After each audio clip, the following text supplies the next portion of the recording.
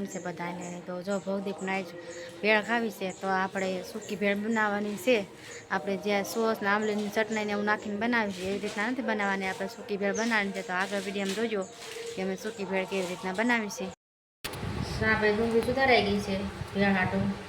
હવે આપણે ટમેટા સુધારી છીએ, પછી આપણે લીંબુ રસ કાઢી નાખવાનો અને પછી આપણે ભેળ બનાવવાનું ચાલુ કરી દેવાનું. બધી તૈયારી થઈ ગઈ છે. અહીંયા આપણે મમરાને લીધા છે, અહીં છે ટમેટા, ડુંગળી, લીંબુ અને આમાં છે આપણે કોથમરી, આમાં છે જો પુદીનાની વેફર, આમાં છે ચોલે ચણા, આમાં છે આલુ સેવ, આમાં છે આપણો સેવડો. હાલો તો આપણે વેફર બનાવી નાખીએ.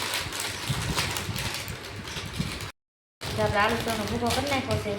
હવે આપણે વેરી દઈએ. આપણે ચોલે ચણા,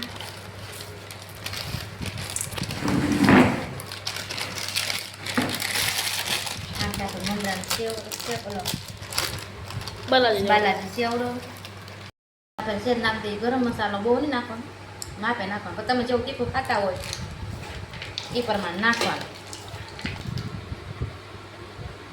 બધું નાખે તો આ ઉપરથી પડી નાખવું. આ છે આપણે પુદીનાની વેફર, આપણે ભૂકો કરી નાખવાનો. બધું વેરી દીધું છે, આપણે બધું પર વેરી દીધું છે. આ બધું આપણે નાખી દીધું છે. હાલો આપણે હવે નાખી દઈએ. આમાં આપણે પહેલાં લઈ નાખીએ, બધું નાખી દીધું છે.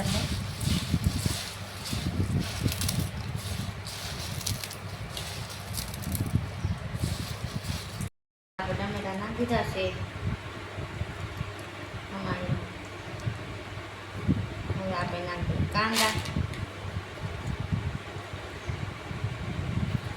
હાલો આપણે હલાવી નાખીએ. તો આપણે નાખી દઈએ ચટણી કાશ્મીરી. હવે નાખી દઈએ આપણે મીઠું.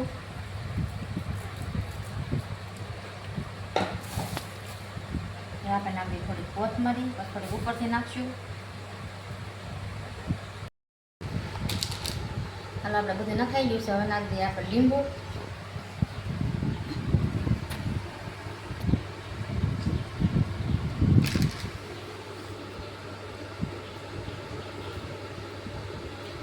બહુ મસ્ત થાય. મેં એકવાર બનાવી દીધી, તમે ટ્રાય કરજો કેવી બને છે, પછી કોમેન્ટ કરજો કે કેવી બની.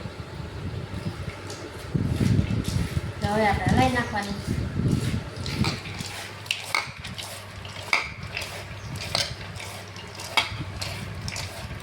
સૂકી ભેળ કહેવાય.